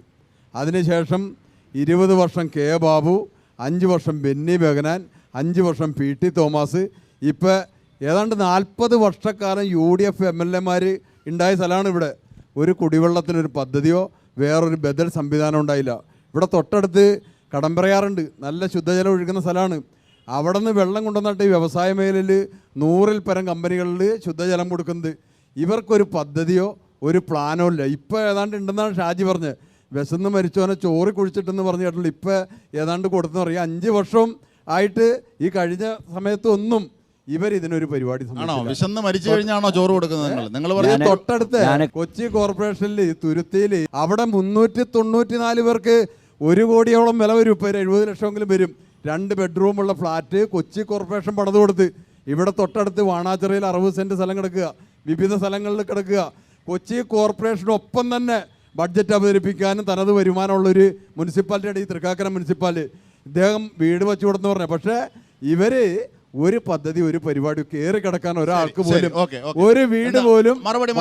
ഉമാ തോമസ് പറഞ്ഞ ഇവിടെ ആളുകൾക്ക് ഈ കാക്കനാട്ടിൽ നിന്ന് പാലാരിയോട്ട് തുടങ്ങിയ 1.5 മണിക്കൂർ വേണം. ഗതാഗത സൗകര്യമില്ല. ഇൻഫോ പാർക്ക് വന്ന് 100 ഏക്കർ കഴിഞ്ഞ് 200 ഏക്കർ കഴിഞ്ഞ് 300 ഏക്കറിൽ ഇപ്പൊ സർക്കാർ ലാൻഡ് എടുത്തു കഴിഞ്ഞ് ഇവിടെ നാടിന്റെ നാവ്. ഞാൻ ഇദ്ദേഹം മരിച്ചിരുന്ന ഒരു കാലത്ത് 4.5 കോടി രൂപ മുടക്കി ഒരു കുടിവെള്ള പദ്ധതിക്ക് ഇടച്ചിറയിൽ രൂപം കൊടുത്തു. 2.25 സെൻറ്റ് സ്ഥലം, 2 വാർഡിൽ. 5 കൊല്ലം തൃക്കാക്കര നഗരസഭ ഭരിച്ച ആളുകൾ വെള്ളം കൊടുത്ത സംവിധാനമാണ്. തീരുമാനം എടുത്തുപോയി. ഞങ്ങൾ അഭിമാനത്തോട് കാണിക്കുമല്ലോ. ഇപ്പോൾ വന്നാൽ കാണിച്ചു തരാമല്ലോ. നല്ല ക്ലിയറായി കുടിവെള്ളം കൊടുക്കുന്ന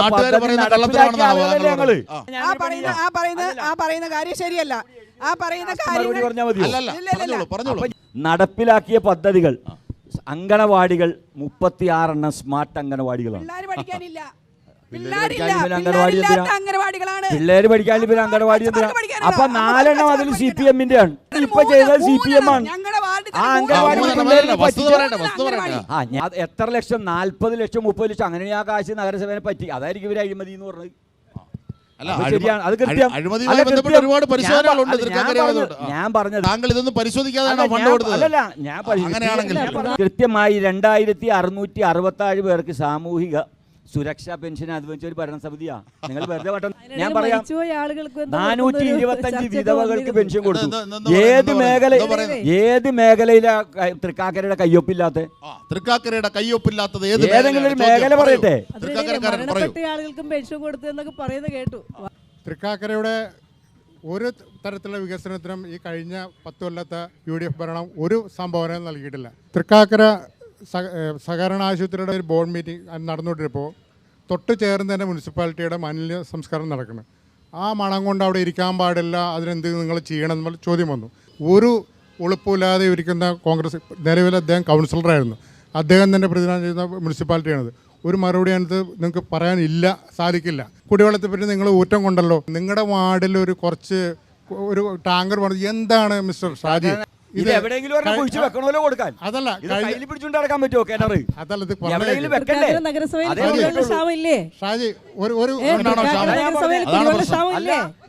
ഷാജി ചെയർപേഴ്സൺ പറഞ്ഞൊരു വാചകമുണ്ട്. ഞങ്ങൾ കുടിവെള്ള പദ്ധതിക്ക് വേണ്ടി കുസാറ്റിൽ വലിയൊരു അണ്ടർഗ്രൗണ്ട് ടാങ്ക് പണിതുന്നു. കുസാറ്റിൽ ടാങ്ക് പണിതിട്ട് എന്താ കാര്യം? കാക്കനാട്ടേക്ക് ലൈനുണ്ടോ? അല്ലെങ്കിൽ കുസാറ്റിലേക്ക് ആലുവെന്ന് ലൈനുണ്ടോ?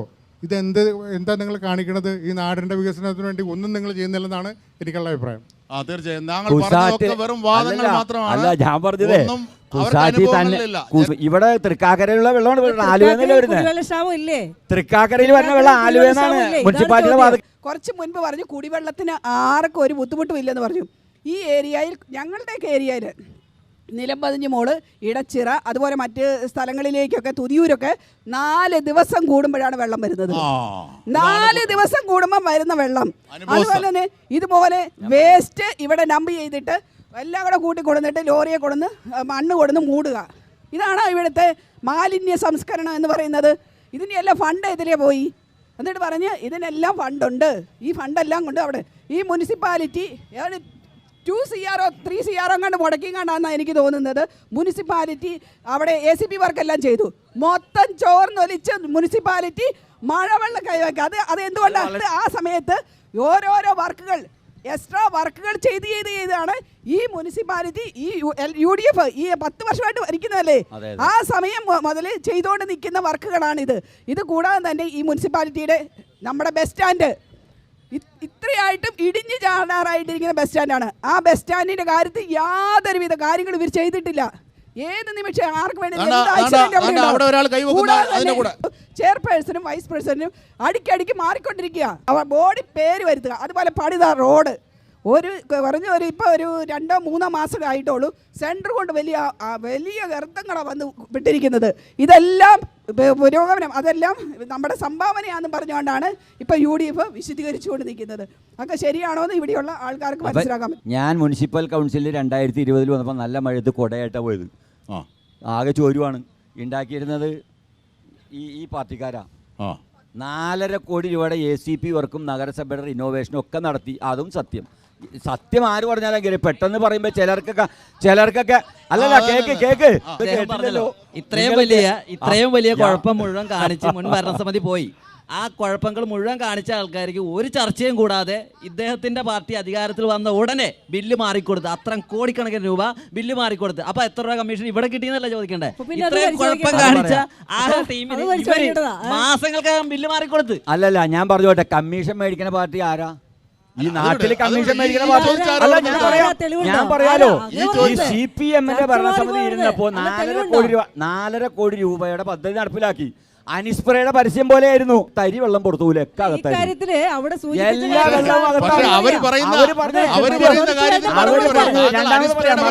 മറുപടി പറയാം. അവരുടെ കൃത്യമായിട്ടുള്ള മറുപടിയാണ്. അങ്ങനെ ഒരഴിമതിയില്ല. നമ്മുടെ പ്രിയ സുഹൃത്ത് ഷാജി വാഴക്കാനോട് ചോദ്യം. ഞങ്ങളൊക്കെ ബഹുമാനപ്പെട്ട ആളാണ് PT തോമസ് MLA നിലക്ക്. വാസ്തവത്തിൽ അദ്ദേഹത്തിൻ്റെ മരണിക്കുന്നതിന് മുമ്പ് അദ്ദേഹം പറഞ്ഞ് എൻ്റെ മരണാന്തരം ബന്ധപ്പെട്ട് പുഷ്പങ്ങളോ പൂവുകളോ ഒന്നും വെച്ച് റീത്തുകളൊന്നും വെക്കരുതെന്ന് ആവശ്യപ്പെട്ട്, ആ പേരിൽ പോലും നിങ്ങൾ പുഷ്പങ്ങളുടെ പേരിൽ 4 ലക്ഷം രൂപയോളം അഴിമതി നടത്തിയ പാർട്ടിയാണ് നിങ്ങളുടെ. നിങ്ങൾക്ക് പറയാൻ പറ്റില്ലാന്ന്. എത്ര മോശപ്പെട്ട എത്ര ഹീനമായ പ്രവൃത്തിയാണ് നിങ്ങൾ ചെയ്തിട്ടുള്ളത്. ഞാനിപ്പോ ഇത് PT തോമസ് മരിച്ചിട്ട് 2.5 കൊല്ലം. പൊന്നു സുഹൃത്തേ, നിങ്ങൾ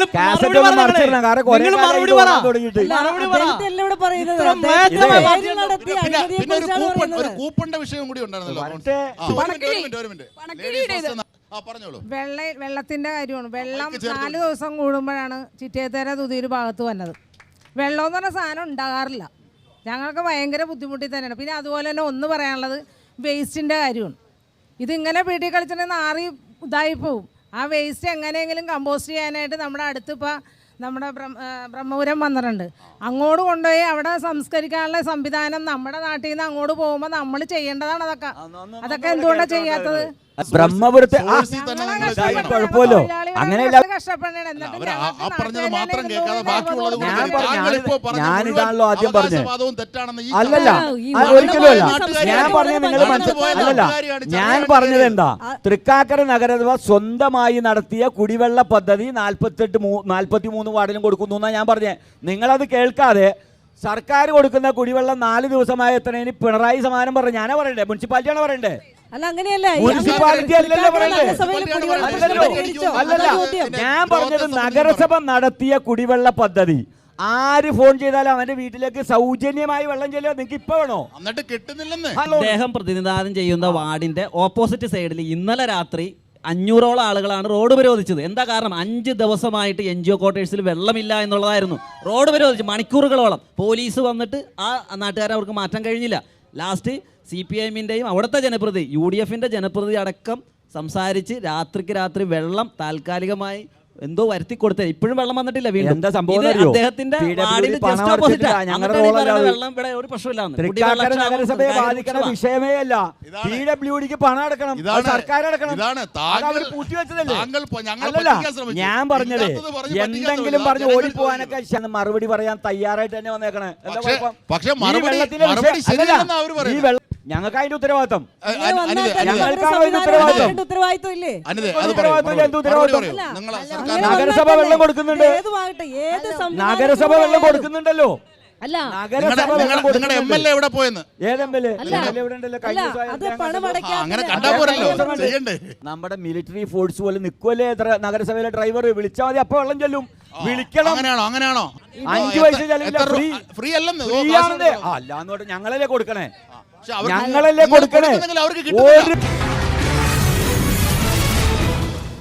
തൃക്കാക്കര മുനിസിപ്പാലിറ്റി പോലെ വരുമാനമുള്ള ഒരു മുനിസിപ്പാലിറ്റി ഇവിടെ ഇല്ല. പക്ഷേ ഒരു കാര്യം നോക്കൂ, ഇവിടെ ജനങ്ങൾക്ക് എന്താണ് സൗകര്യം നിങ്ങൾ കൊടുത്തത്? മര്യാദയ്ക്കൊരു റോഡുണ്ടോ? മര്യാദയ്ക്ക് വെള്ളം കിട്ടുന്നുണ്ടോ? ജനങ്ങളുടെ വേസ്റ്റ് മാനേജ്മെൻറ്റ് നടക്കുന്നുണ്ടോ? ഇവിടെ എന്താണ് നടക്കുന്നത്? ആ മനക്കക്കടവ് അങ്ങോട്ട് പോയി കഴിഞ്ഞാൽ ഉണ്ടല്ലോ, ഒരു താമസിക്കാൻ പറ്റാതെ ഇപ്പം ആരും ഇല്ലാത്ത ആൾക്കാർ, അങ്ങനത്തെ ആൾക്കാർ, അതേപോലത്തെ വീടുകളിൽ ഇവിടെ ആവശ്യമില്ലാതെ തൊട്ടത് ചുമ്മാ മുനിസിപ്പാലിറ്റിന്റെ പൈസ എടുക്കുക. അംഗനവാടി എന്തിന് ഈ അംഗനവാടി? 2 പിള്ളേർ പോലും ഇല്ല ഓരോ അംഗനവാടിയിൽ. 2 പിള്ളേർ എന്തിന് ഓടി നടന്ന് ഈ ഇലക്ഷന്റെ മുന്നേ ഈ അംഗനവാടികൾ മുഴുവനും എന്തിനു വേണ്ടിയായിരുന്നു? രാഷ്ട്രീയ മുതലെടുപ്പല്ലേ ഇന്ന് നടത്തിയത്? എന്തെല്ലാം കാര്യങ്ങൾ നമുക്ക് നടത്താനുണ്ട്, എന്തെല്ലാം കാര്യങ്ങൾ. നഗരസഭകൾക്ക് കൗൺസിലർമാർക്ക് അംഗനവാടിയല്ലേ കുട്ടികളെ കൂടി കൊണ്ടുപോയി കൊടുക്കാൻ പറ്റൂ? അത് ആ പ്രദേശത്തുള്ള ആളുകളുടെ കുട്ടികളോട് വരണം. അല്ലല്ല, അംഗനവാടികൾ അല്ലല്ല, ഞാൻ പറയട്ടെ അംഗനവാടികൾ വർദ്ധിച്ചു പോയി എന്നാണ് അവരുടെ ഒരു പരാതി. അല്ലേ? ഉണ്ടല്ലോ, മാലിന്യ നിർമ്മാർജ്ജനം നടക്കുന്നു, കുടിവെള്ളം നടക്കുന്നു, അംഗനവാടികൾ നടക്കുന്നു. ഇതൊക്കെ ഞാൻ തുടക്കത്തിൽ പറഞ്ഞത് ഈ തനത് ഫണ്ടില്ല എന്ന് പറഞ്ഞല്ലോ. ഈ ഫണ്ട് ICDS MNREGP കിട്ടുന്നത്. ആ ഫണ്ട് എടുത്തിട്ടാണ് ഈ ചെലവാക്കുന്നത്. പിന്നെ എവിടെ നിന്നാണ് കിട്ടുന്നത്? ഏതാ ഫണ്ട് ഏതാ? സ്റ്റേറ്റ് ഗവൺമെന്റിന്റെ, സെൻട്രൽ ഗവൺമെന്റിന്റെ സ്വന്തം ചെലവാക്കാനുള്ള ഫണ്ട് കുടിവെള്ളത്തിന് അതില്ല. അത്രേ ഉള്ളൂ. ഇത്ര ഗഹനമായി പഠനം നടത്തിയിട്ട് നാളെ ഒന്ന് ഒരു വിവരാവകാശം വെച്ച് വെച്ചാൽ കൃത്യമായിട്ട് കിട്ടും. ഇദ്ദേഹം ചോദിക്കണല്ലോ. ഞാൻ അംഗനവാടിയുടെ മാത്രമല്ലല്ലോ പറഞ്ഞത്. ഇദ്ദേഹത്തിന്റെ ഒരു വേർഷൻ എന്താ? കേരളത്തിലുള്ള നഗരസഭകൾക്കൊന്നും തനത് ഫണ്ടില്ല എന്നുള്ള ഇദ്ദേഹം ആദ്യം വാദിച്ചത്. അങ്ങനെയല്ലേ വാദിച്ചത്? തൃക്കാക്കര നഗരസഭ കേരളത്തിൽ, എനിക്ക് തോന്നുന്നത് ഇന്ത്യയിൽ തന്നെ ഏറ്റവും കൂടുതൽ തനത് വരുമാനമുള്ള നഗരസഭ. അത് ഇദ്ദേഹത്തിന് അറിയാതെ പോയത് എന്റെ കുഴപ്പമില്ലല്ലോ. ഇവിടെ കുടിവെള്ള പ്രശ്നത്തെ സംബന്ധിച്ച് സൂചിപ്പിച്ചല്ലോ. എനിക്കൊരു ചോദ്യം. ഇവിടെ പറഞ്ഞ് സർക്കാർ വഴി വരുന്ന വെള്ളമാണ് ജനങ്ങൾക്ക് കിട്ടാത്തതെന്ന്. ഏത് വഴിയാണെങ്കിലും ജനങ്ങൾക്ക് വെള്ളം കിട്ടിയില്ലെങ്കിൽ അന്നൊരു സമരം നടത്താനോ ബന്ധപ്പെട്ട MLA പറയാനോ അതിന് പകരം ഒരു സംവിധാനം ഉണ്ടാക്കാനോ കഴിഞ്ഞില്ലല്ലോ. അതുകൊണ്ടാണല്ലോ കുടിവെള്ള ക്ഷാമം പ്രധാനപ്പെട്ട വിഷയമായി പരിഹരിക്കപ്പെട്ടിട്ടില്ല.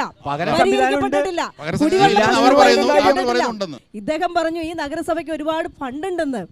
പക്ഷെ ഏറ്റവും കൂടുതൽ പിന്നെ വാടക പിരിക്കാത്ത, കെട്ടിടങ്ങളുടെ വാടക പിരിക്കാത്ത ഒരു നഗരസഭയാണിത്. കിട്ടാക്കടമായി കിടക്കാണ്. അങ്ങനെയുള്ള ആളുകൾക്ക് ഒത്താശ ചെയ്തു കൊടുക്കുകയാണ്. അപ്പൊ അത് ശ്രദ്ധിക്കണ്ടേ? ഒരു നഗരസഭയുടെ പണം ആ നാട്ടിലെ ജനങ്ങൾക്ക് വികസന പ്രവർത്തനങ്ങൾക്ക് ഉപയോഗിക്കേണ്ട പണം സമ്പന്നന്മാർക്ക് കൂട്ടുനിന്നിട്ട് പിരിക്കാതെ കിട്ടാക്കടമായി കിടക്കുകയാണ്. വികസന പ്രവർത്തനം നടക്കുന്നില്ല. തൃക്കാക്കര നഗരസഭയ്ക്ക് ഞാൻ ചോദിച്ചത് പണക്കാരുടെ കയ്യിൽ നിന്ന് പിരിച്ചെടുക്കാൻ നാട്ടിലെ പണക്കാരുടെ ആരെ ബന്ധപ്പെടുന്ന ഈ നിൽക്കുന്ന ആളുകൾക്ക് മുഴുവൻ അറിയാലോ. നാട്ടിൽ മുനിസിപ്പാലിറ്റി തികച്ചും സാധാരണക്കാരാണ്. ആരെ സമ്പന്നന്മാർ? വാടക പിരിക്കേണ്ട ആളുകളുടെ പ്രതിനിധി കുറച്ചേരായിട്ട് അദ്ദേഹത്തിന് അധികം ചോദ്യങ്ങളൊന്നും വരുന്നില്ല. അദ്ദേഹം പറഞ്ഞതിന്റെ ഒരു കാര്യം ഞാൻ ഒരു ഉത്തരം പറയാം. ഇവിടുന്ന് 2 കിലോമീറ്റർ അങ്ങോട്ട് പോയി കഴിഞ്ഞാൽ ഇൻഫോ പാർക്ക് എന്ന് പറഞ്ഞൊരു തൊഴിൽ മേഖല പ്രവർത്തിക്കുന്നുണ്ട്. അവിടെ ഏകദേശം 70,000-ഓളം സോഫ്റ്റ്വെയർ പ്രൊഫഷണൽസ് വർക്ക് ചെയ്യുന്നുണ്ട്. അതിലൊരാളാണ് ഞാൻ. ഇവരിൽ നിന്ന് ഒരു വർഷം 2500 രൂപയോളം അടുപ്പിച്ച് പ്രൊഫഷണൽ ടാക്സ് പിരിക്കുന്നുണ്ട്. ഇത് മുഴുവൻ അവർ ഏത് നാട്ടിൽ നിന്ന് വന്നാലും ഇവിടെ ജോലി ചെയ്യുന്നവരുടെ ഈ പ്രൊഫഷണൽ ടാക്സ് ചെല്ലുന്നത് ഈ തൃക്കാക്കര മുനിസിപ്പാലിറ്റിയിലേക്കാണ്. അതുകൊണ്ട് തന്നെയാണ് 150ഓളം കോടി രൂപ വരുമാനമുള്ള തൃക്കാക്കര നഗരസഭ ഏറ്റവും കൂടുതൽ വരുമാനമുള്ള, കേരളത്തിലെ ഏറ്റവും വരുമാനമുള്ള നഗരസഭയായി മാറിയത്. ഇനി ഈ ഫണ്ട് കൊണ്ട് എന്തൊക്കെ തൃക്കാക്കര നഗരസഭയ്ക്ക് ചെയ്യാൻ പറ്റും, അല്ലാണ്ട് നരേന്ദ്രമോദിയുടെ ആശ്രയിച്ചിട്ടല്ല തൃക്കാക്കര നഗരസഭ നിലനിൽക്കുന്നത് എന്ന് അവരെ ഒന്ന് പറഞ്ഞ് മനസ്സിലാക്കാം. വെള്ളമില്ലാന്ന് പറഞ്ഞ ആവേശത്തോടുകൂടി പറയുന്നുണ്ടല്ലോ, വെള്ളം കിട്ടില്ല എന്ന് പറഞ്ഞാൽ വെള്ളം കൊടുക്കേണ്ട ആളല്ലേ? 150 കോടി 100 രൂപ വരെ ഒരു ലോഡ് വെള്ളം ഇറക്കാനായിട്ട് 150 കോടിയുള്ള ആൾക്കാരാണോ 100 രൂപ കൊടുത്ത് വെള്ളം ഇറക്കാത്തത്? ഈ 5 കൊല്ലം ഞങ്ങൾ അനുഭവിച്ചതിനും ഈ യു ഡി എഫിന്റെ ഭരണത്തിന്റെ പരാജയം കൊണ്ടാണ്. നിങ്ങൾ പറഞ്ഞു അംഗനവാടി കുറേ ഉണ്ടാക്കിയെന്ന്. ഈ സ്ത്രീകളടക്കമുള്ളവർ പറഞ്ഞു അംഗനവാടിയിൽ പിള്ളേരില്ല. അപ്പോൾ പിള്ളേരുണ്ടോ, അവിടെ ആവശ്യമുണ്ടോ, ആ പ്രദേശത്തിന് അംഗനവാടി വേണോ എന്ന് പോലും അന്വേഷിക്കാതെയാണ് ലക്ഷങ്ങൾ മുടക്കി അംഗനവാടി ചെയ്തുകൊണ്ടിരുന്നത്. പിന്നെ ഇവിടെ ആരും പരാമർശിക്കാത്തൊരു കാര്യമുണ്ട്. ഇപ്പം നമുക്ക് മുക്കിന് കാണാം ഓപ്പൺ ജിമ്മ്. ഈ ഓപ്പൺ ജിമ്മ് ഒരു വാർഡിൽ ചേർത്ത് രണ്ട് ഓപ്പൺ ജിമ്മ്. എത്ര പേര് ഇത് ഉപയോഗിക്കുന്നുണ്ട്? ചില സ്ഥലത്ത് ഇവിടെ അല്ലെങ്കിൽ തന്നെ ഞെരുങ്ങുന്ന റോഡുകളുടെ അതിൻ്റെ ഇടയിൽ കൂടെ കൊണ്ടുപോയിട്ടാണ് ഈ ഓപ്പൺ ജിമ്മ് വെക്കുന്നത്. ഗതാഗത സൗകര്യങ്ങൾ പരിമിതമായിട്ടുള്ള ഈ പറഞ്ഞ ഇൻഫോ പാർക്കിലേക്ക് 4 വരിപ്പാത ചെയ്യാനുള്ള നിർദ്ദേശങ്ങൾ നടത്തിയിട്ട് നഗരസഭയുടെ ഭാഗത്തുനിന്ന് ഒന്നും ഉണ്ടായിട്ടില്ല. അതിൻ്റെ ഇടയിൽ കൂടെയാണ് ഓപ്പൺ ജിമ്മ് കൊണ്ടുവച്ചിട്ട് ഓട്ടോറിക്ഷ പോലും പാർക്ക് ചെയ്യാൻ പറ്റാത്ത സ്ഥലമാക്കി മാറ്റിയത്. സാറ് പറഞ്ഞ പോലെ, താങ്കൾ പറഞ്ഞ പോലെ ഫോൺ വിളിക്കുമ്പോൾ കിട്ടേണ്ടതല്ല വെള്ളം, പൈപ്പ് തുറക്കുമ്പോൾ കിട്ടേണ്ടതാണ് വെള്ളം. അടുത്തുള്ള നഗരസഭയിലും സമീപത്തുള്ള മണ്ഡലങ്ങളിലും പോയി ചോദിക്കണം. ഇടതുപക്ഷത്തിൻ്റെ MLA-മാരുള്ള കളമശ്ശേരിയും കുന്നത്തുനാടും ഒക്കെ കിഫ്ബി പദ്ധതി വഴി വലിയ ജലസംഭരണ പദ്ധതികളും ജലവിതരണ പദ്ധതികളും കഴിഞ്ഞ 5 വർഷം കൊണ്ടുണ്ടാക്കി. നമുക്ക് എന്ത് കിട്ടി? ഈ പറഞ്ഞ മാതിരി 5 വർഷം മുമ്പ് തുടങ്ങിയതാണ് UDF-ന്റെ നേതൃത്വത്തിൽ ബസ് സ്റ്റാൻഡ് പൊളിച്ചു പണിയുക. ഉത്തരവാദിത്തപ്പെട്ട പ്രോജക്ട്സ് നടത്തിക്കൊണ്ട് ഊരാളുങ്കൽ സൊസൈറ്റി വന്നപ്പോൾ ഇവരുടെ നേതൃത്വത്തിൽ അതിന് പാര വെച്ചു. എന്നിട്ട് പകരം ഏജൻസീനെ കൊണ്ടുവന്നു. എന്നിട്ട് ഇപ്പം എന്തായി? ബസ് സ്റ്റാൻഡ് അതുപോലെ ബസ് നിർത്തണമെന്നറിയില്ല, ആൾക്കാർക്ക് നിൽക്കണമെന്നറിയില്ല, എപ്പം മണ്ടേ കൂടെ വീഴുമെന്നറിയില്ല. ഇവിടെ മാർക്കറ്റ് പണിഞ്ഞിട്ട് റോഡിൽ കൂടെ കട നടത്തിയിരുന്ന കുറേ പേരെ പുനരധിവസിപ്പിച്ചു. അവർക്ക് ആ സൈഡിലുള്ള ഒരു 5-6 റൂം കൊടുത്തു എന്നല്ലാതെ അവർക്കൊരു മൂത്രപ്പുരയില്ല. കോടികൾ മുടക്കി ബാക്കിയുള്ള റൂമുകൾ ഉണ്ടാക്കി അവിടെ ഇപ്പം പ്രാവ് കാഷ്ടിക്കാൻ ഇരിക്കുന്ന സ്ഥലമാണ്. ഈ പറഞ്ഞ മാതിരി മാലിന്യം കണ്ടിട്ടില്ലെങ്കിൽ ഈ ചർച്ച കഴിയുമ്പോൾ ഈ കൈരളീൻ്റെ ഓബിവാനും കൊണ്ട് ഒരു 200 മീറ്റർ അങ്ങോട്ട് പോകണം. അവിടെ നമുക്ക് ലൈവായിട്ട് ഈ തൃക്കാക്കരയിൽ എങ്ങനെ മാലിന്യം കിടക്കുന്നു എന്നറിയാം. അതുകൊണ്ട് മാലിന്യ സംസ്കരണം, ജലവിതരണം, ഗതാഗതം, ധനവിനിയോഗം എല്ലാത്തിലും പരാജയമാണ്. പൈപ്പ് തിരിക്കുമ്പോൾ വെള്ളം വരാത്ത സമയങ്ങളിൽ വെള്ളം കൊടുക്കുന്നു എന്നാണ് ഞാൻ പറഞ്ഞത്. ഇവിടെ എല്ലാവർക്കും 2000 5000 ഒന്നും കൊടുത്ത് ജിമ്മിൽ പോകാനുള്ള സാമ്പത്തിക ശേഷിയുള്ള ഒരു പ്രദേശമല്ല തൃക്കാക്കര. എത്ര പേര് ഉപയോഗിക്കുന്നു അറിഞ്ഞാൽ ഒരു കാര്യം, ഈ പുഷ്പത്തിലെ അഴിമതി, പിന്നെ സമ്മാന കൂപ്പണിലെ അഴിമതി, ഇങ്ങനെ ഒരുപാട് കാര്യങ്ങൾ അഴിമതിയുമായി ബന്ധപ്പെട്ട തൃക്കാക്കര. CPM-ന്റെ നയം എന്താ? ഞാൻ മറുപടി പറയുവാണ് ഈ കേൾക്കുന്ന. തൃക്കാക്കരയിൽ ഒരു 18 കൗൺസിലർമാരുണ്ട് CPM-ന്റെ. നിങ്ങൾ മാധ്യമങ്ങൾ വായിക്കുന്നവരാണല്ലോ. ഏത് തീരുമാനം വന്നാലും അത് എതിർക്കും. ആരോപണം ആർക്കും ഉന്നയിക്കാം, അതിനെന്താ കുഴപ്പം? ആരോപണം ആർക്കും ഉന്നയിക്കാം. അത്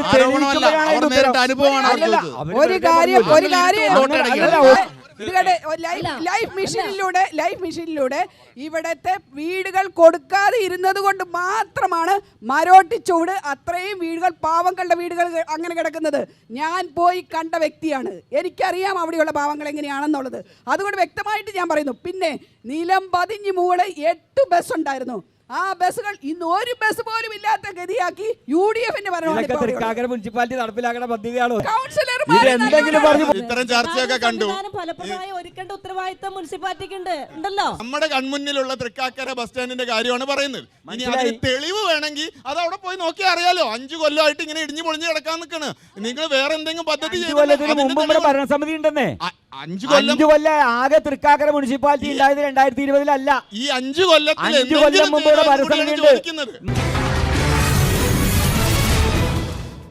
ശ്രീ അഡ്വക്കേറ്റ് പി കൃഷ്ണദാസ്, എന്തുകൊണ്ട് തദ്ദേശത്തിൽ NDA അവസാനം ചുരുക്കി?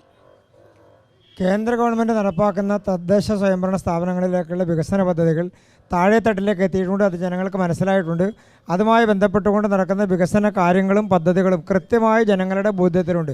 അതുകൊണ്ട് ഈ വരുന്ന തദ്ദേശ സ്വയംഭരണ തെരഞ്ഞെടുപ്പിൽ 10 മടങ്ങ് ഭൂരിപക്ഷത്തോടുകൂടി NDA സ്ഥാനാർത്ഥികൾ ഓരോ വാർഡിലും ജയിച്ചു വരുമെന്നുള്ള കാര്യത്തിലൊരു സംശയമില്ല. ശരി, UDF-ന് പറയാം. ഞങ്ങളുടെയും ശുഭപ്രതീക്ഷ കഴിഞ്ഞ 5 വർഷമായി നഗരസഭ നടത്തിയിരിക്കുന്ന വികസന പ്രവർത്തനങ്ങൾ ജനഹൃദയങ്ങളിൽ സ്ഥാനം പിടിച്ചിട്ടുണ്ട്. 100% ശുഭാപ്തി വിശ്വാസത്തോടുകൂടെ തന്നെയാണ് ഈ തെരഞ്ഞെടുപ്പിനെ നേരിടുന്നത്. ഐക്യജനാധിപത്യ മുന്നണിക്ക് വളക്കൂറുള്ള തൃക്കാക്കരയിൽ. അപ്പൊ ഞങ്ങൾക്ക് ആശങ്കയും ഭയപ്പാടുമൊന്നുമില്ല. ആരോപണങ്ങളെയൊക്കെ സ്നേഹപൂർവ്വം സ്വീകരിക്കുന്നു. 2ാം വട്ടം വരുന്ന UDF-ന്റെ മുനിസിപ്പൽ കമ്മിറ്റി ഇവരുടെ എല്ലാവരെയും പരാതി അനുഭാവപൂർവ്വം പരിഗണിക്കും. അതിനുള്ളൊരു സംവിധാനം ഉണ്ടാകും എന്ന് തന്നെയാണ് ഞങ്ങളൊരു ശുഭപ്രതീക്ഷ. ഞാൻ ബഹുമാനൻ ഷാജി വാഴക്കാല പറഞ്ഞത് അർത്ഥശൂന്യമായ കാര്യങ്ങളാണ്. കാരണം എന്താ, UDF-ന്റെ ഭരണസമിതി ഏതെല്ലാം കാലങ്ങളിൽ തൃക്കാക്കര വന്നിട്ടുണ്ടോ ഒരു കാര്യം ചെയ്യാത്തൊരു ബഹുമാനായ മോഹനൻ എന്റെ കൂടെ പ്രതിപക്ഷ നേതാവായിരുന്ന ആളാണ്. അല്ലല്ലോ, ഒറ്റ മിനിറ്റ്. ഞാൻ ചെയർമാനായപ്പോ ഇദ്ദേഹം എന്റെ കൂടെ പ്രതിപക്ഷ നേതാവാണ്. ഈ തൊട്ടടുത്ത പാർക്ക് ഞാൻ 6 മാസം കൊണ്ട് പണിതപ്പോ ഇദ്ദേഹം ഉദ്ഘാടനത്തിന് വന്ന് പറഞ്ഞതാണെന്നറിയോ? ഇദ്ദേഹം അവിടെ ചവിട്ടിയാ താന്നു പോകുന്ന പറഞ്ഞത്. DYFIക്കാർ വലിയ ഫ്ലെക്സ് കെട്ടിയിട്ട് എല്ലാവരും ഒപ്പിട്ട്. ഇന്ന് സഖാക്കൾ അന്തി ഉറങ്ങുന്നത് ആ പാർക്കിലാണ്. ഞാൻ പറയട്ടെ ഷാജി തിരക്കെടുക്കല്ലേ. ഇപ്പൊ ഷാജി നിൽക്കണ സ്ഥലം പോലും കട്ട പിടിച്ച് LDF-ന്റെ കാലത്താണ് ഷാജി നിൽക്കണ സ്ഥലത്ത്.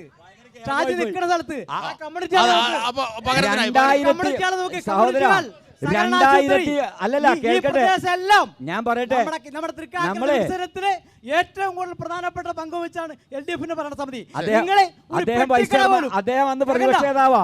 ഞാൻ പറയുന്നത് അല്ല, പടക്കളം പൂർത്തിയാവുകയാണ്. അവസാനമായി LDF-ന് എന്താണ് പറയാനുള്ളത്? അപ്പോൾ എനിക്ക് വലിയ സന്തോഷമുണ്ട്. ഏതായാലും ഇവിടെ കോൺഗ്രസിൻ്റെ പ്രതിനിധി അവസാനം പറഞ്ഞ വാചകത്തിൽ ഞാൻ തുടങ്ങുകയാണ്. അദ്ദേഹം പറഞ്ഞു, തൃക്കാക്കര നഗരസഭയിൽ അവർ ഉയർത്തിപ്പിടിച്ച വികസന പ്രവർത്തനങ്ങൾ ജനഹൃദയങ്ങളിൽ ഇടം പറ്റിയിട്ടുണ്ട്. അത് തന്നെയാണ് ഞങ്ങളുടെ ആത്മവിശ്വാസം. തീർച്ചയായിട്ടും ഇവിടെ UDF-നെ പരാജയപ്പെടുത്തി ഇടതുപക്ഷം ഇവിടെ വികസന പ്രവർത്തനങ്ങളുടെ അടിസ്ഥാനത്തിൽ തന്നെ പൂർണ്ണമായ വിജയം നേടും. 1. 2, കേരളത്തിൽ ഇടതുപക്ഷ ജനാധിപത്യ മുന്നണി ഒരു നവകേരളം സൃഷ്ടിക്കുന്നതിന് വേണ്ടിയിട്ടുള്ള ഇടപെടലാണ് നടത്തുന്നത്. സാമൂഹ്യക്ഷേമ പ്രവർത്തനങ്ങളടക്കം നിങ്ങൾക്കറിയാം.